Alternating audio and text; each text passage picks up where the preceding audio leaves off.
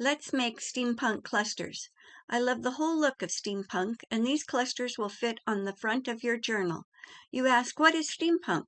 Where history and fantasy collide with technology. How can you go wrong with this 19th century industrial steam-powered technology? Hi everyone, Patty here, and we're going to make steampunk clusters. First, we will make some of our pieces with caulk and molds. The caulk I use is white, fast-dry acrylic latex caulk plus silicone. The one I'm using is a DAP brand at my local big box hardware store. The molds are from Amazon and local craft stores. I like the pink molds better, but you can use any of them from baking molds to resin molds. Just make sure that they're not too deep, because it takes longer drying time. These take a few days to dry, so I make up all of my molds and then let them dry before I paint. You also need cornstarch and a paintbrush to cover the mold with before we add the caulk. For this demonstration, I'm just picking a few of my favorite molds.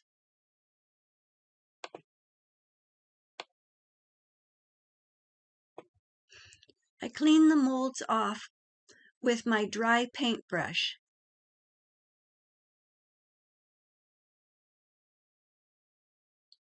And then I add a little cornstarch to each mold. It doesn't take much, but it helps pop the caulk out of the mold when they dry.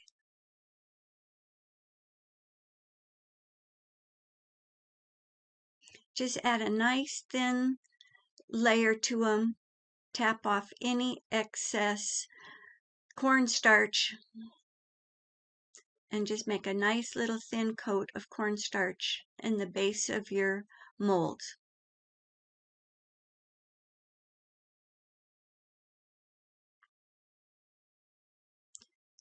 My caulk is almost empty, and I am having a hard time getting it to come out of the tube.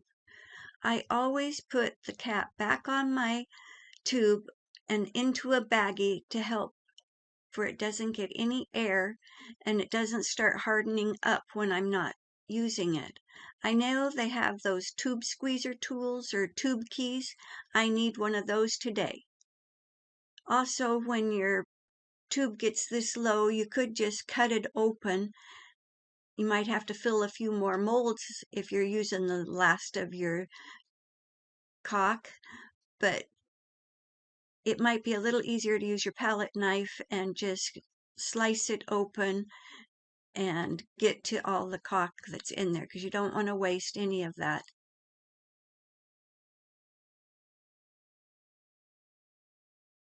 It's best to overflow the mold with caulk, and then you can use your palette knife to smooth it off and push it down so you don't have any air bubbles in your mold. This takes a bit of time to get it full and flat. If the back is not flat, it will be hard to glue it down onto the cardboard or each other, as we will be stacking them and layering the pieces to get a three-dimensional look on our clusters. Take your time and fill the mold and smooth the back nice and flat with your palette knife. I keep working on filling all of these molds and flattening off the backs.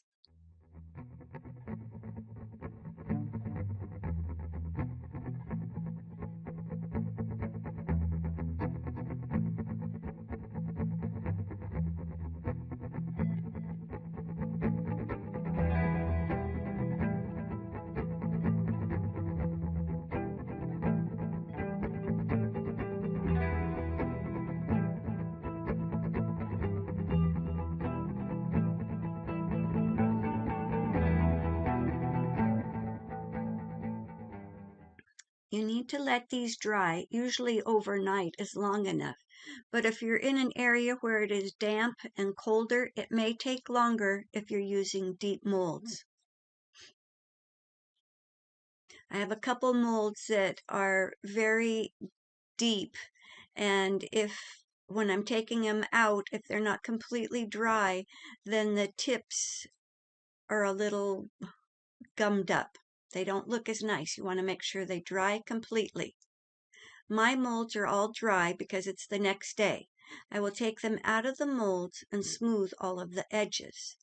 There's always a thin piece of caulk on the back that needs to be removed so you can see the image clearly. The thin layer of caulk on the back comes off easily with just pulling it off. This is why it's important to smooth the caulk off the back of each mold so there isn't as much cleanup work to do.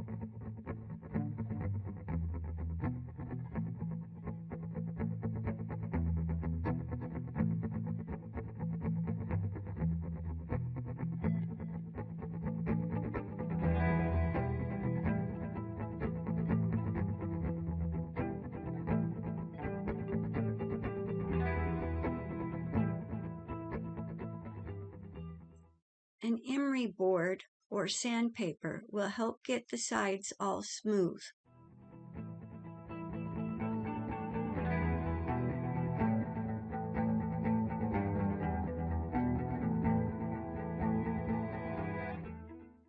You could always purchase findings and charms, but this is a great way to make your own and get what you want.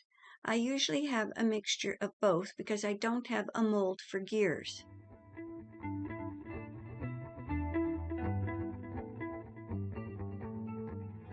That will have to be on my wish list, is another mold for gears. After you get them all unmolded and the edges cleaned up, paint them with black gesso or black paint.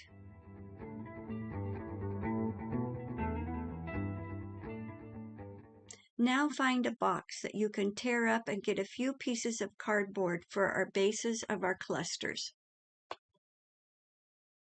You will find the direction of the corrugation goes one way on the flaps of your box, and if your box is not very big, you can't get a large enough piece for the corrugation to be going vertically instead of horizontally. I like to have a mixture of sizes and direction of corrugations on my clusters. You don't have to be gentle with your box, as you want the edge to be very rough and not straight. The more curves and messy the edge, the better.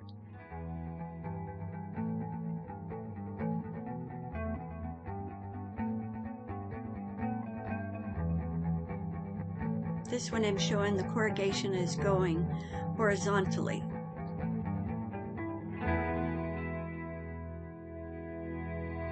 The top layer removes easily, but if not, you can add a little mist of water from a spray bottle to help with removing the top layer. Rip your pieces into manageable sizes that will fit your journal covers. The one I'm measuring is approximately 2.5 inches by 5 inches. You may want some larger and a few smaller. My journals are usually 8.5 by 6 inches, finished size, so I don't want to go over a 7.5 inch by 4 inch piece. It would just be too big for my journals.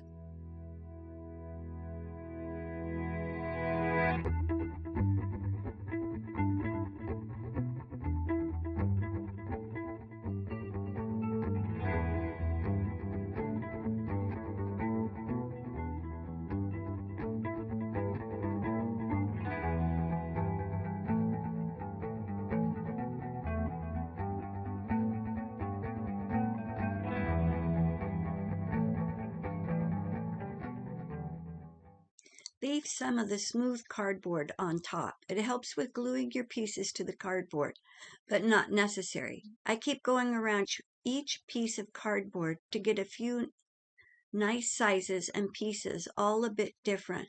No two will be alike when we finish. Rip those edges and get the corrugation going the direction you want it to go when you put it onto your journal. It's very addictive to tear into this and keep changing the appearance of each piece, having some go one direction and some the other. Have fun and get any frustrations out as you change the appearance of your cardboard to be what you want.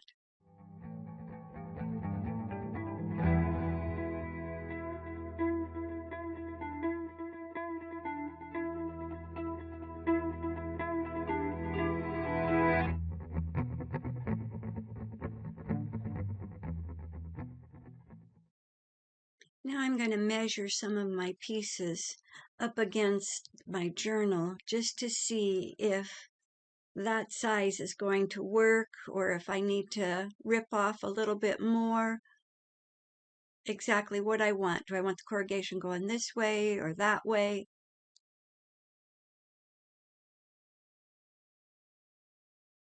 Have a long skinny one.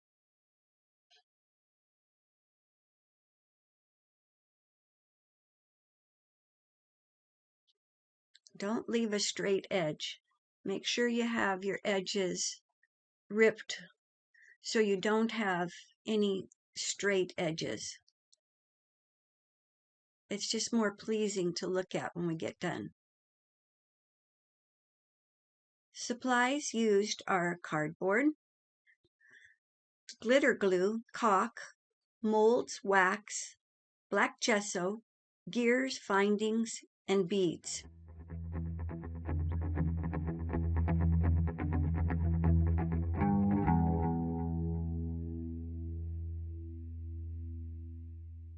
I keep moving pieces and layering my molds and charms and buttons onto my cardboard. Some pieces I had painted and some I hadn't, thinking you might be able to see the different layers by the different colors. This takes time arranging and rearranging the pieces and parts.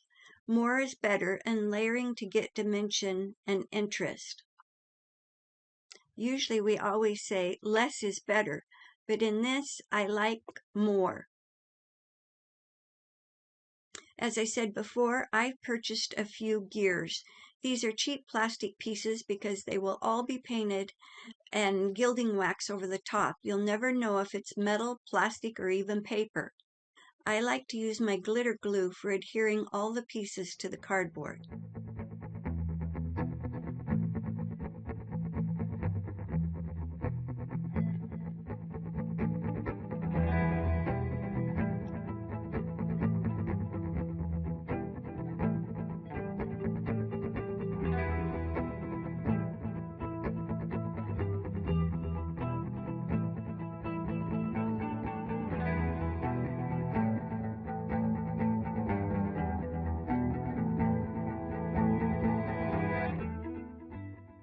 I couldn't quite get this dragonfly exactly where I wanted it. It needed to be up a little bit higher for balance. So then that flower that's actually a bead worked better below it instead of on top of it. And then I like to work in threes, and so I wanted a third bead that's like a little flower rose down right there on the bottom. I think then I count out my 3 flowers, and then I have 3 of the gears that are showing. Make sure everything's glued down nicely. Now add your black gesso over the whole piece. You're going to want to let the glue dry before you try to add the black gesso.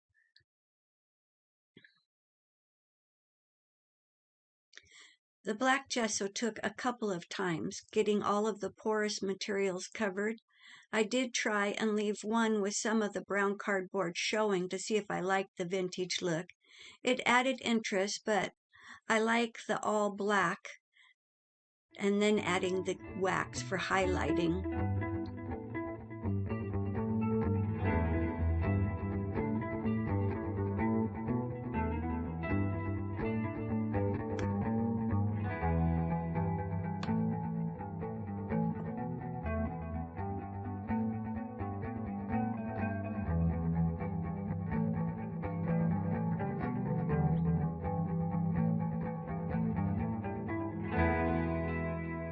let each layer dry. This isn't a project you're just going to come in and do because the molds take a day to dry. Then you ripping your cardboard all up and then gluing your pieces on, then that needs to dry. And then you're covering everything with black gesso, so then that needs to dry. And then of course you're going to see little spots and pieces, so you have to add another coat of gesso. I did try using a heat gun in between gesso for I could get some gilding wax on it, and that did work.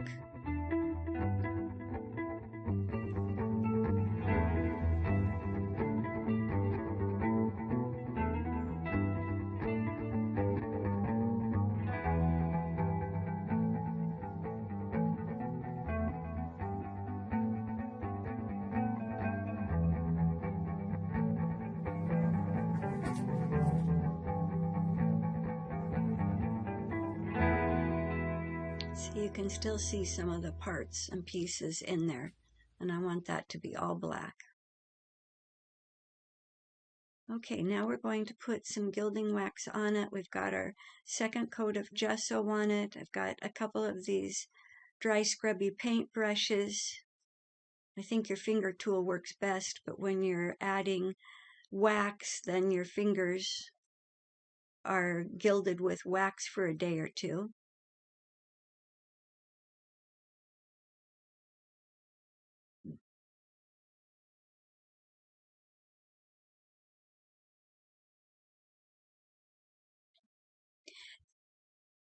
You're going to add the gilding wax over the cluster. I have several gilding wax colors, and depending on the journal and the color theme of what color of wax I will use over the clusters. My favorite waxes are the Art Alchemy in Firebird and Peacock. Highlight your clusters with the wax over all of the pieces. This brings the filigree patterns and gears to the forefront and adds dimension and interest. You can add more than one color of wax to get the colors you want.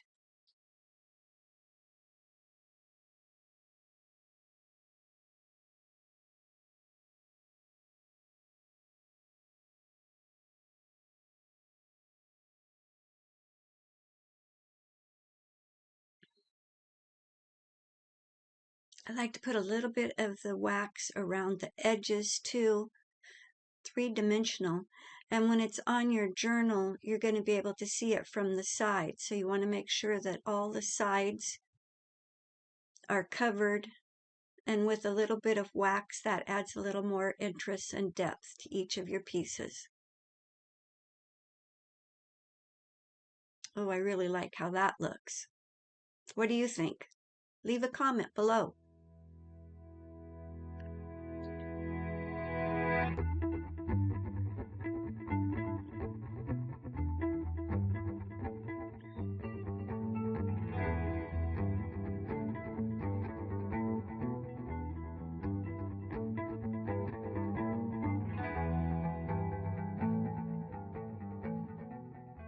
This piece has a frame that I thought would be nice filled with beads. I use Glossy Accents by Ranger to cover my beads and glitter. It holds it all in place very well and dries clear.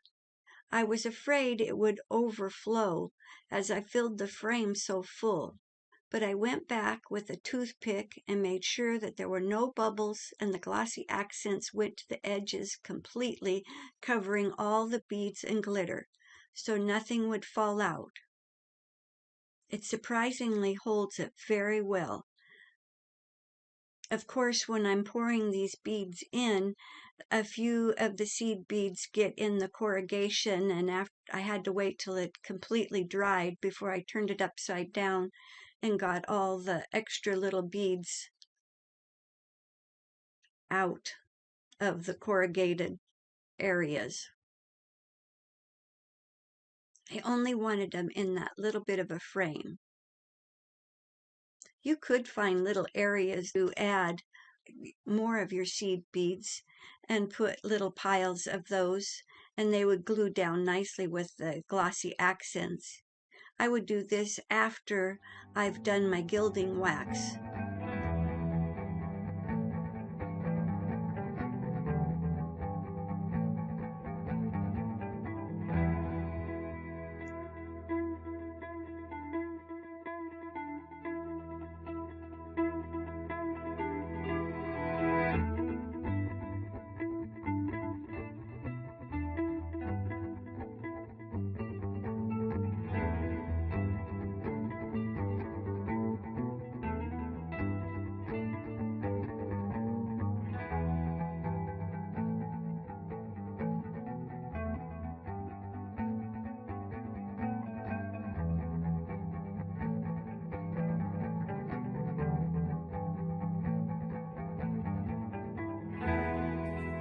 Use a toothpick and make sure that your glossy accents goes all the way to the edge and that there's no air bubbles.